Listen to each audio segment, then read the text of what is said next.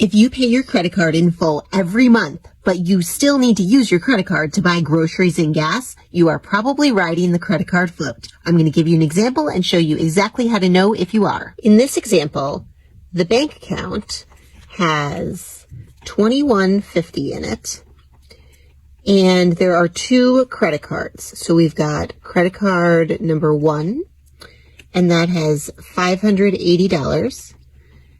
And then we have credit card number 2, and that has $465 on it. So when we add up the credit card spending, this is basically groceries, gas, other bills, and things that are residual from previous months, maybe.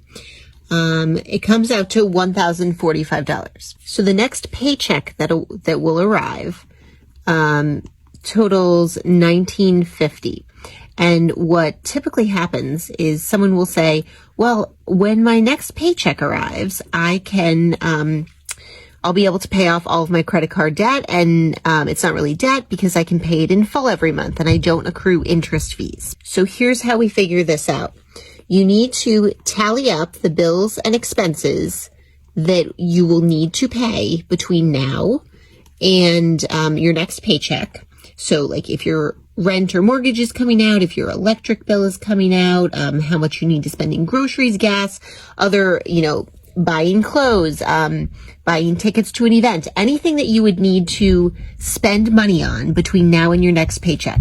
And in this example, we are looking at $1,325 for that.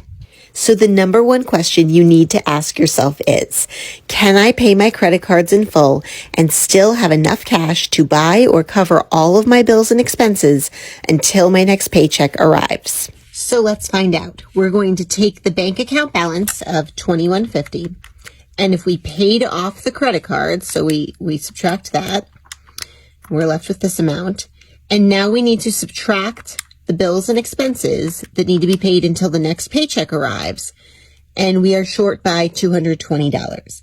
And this is exactly why this person oftentimes would say, I need to use my credit card to cover gas and groceries and things like that until my next paycheck arrives. That's because they're riding the credit card float. They're floating their expenses on their credit card until their next paycheck.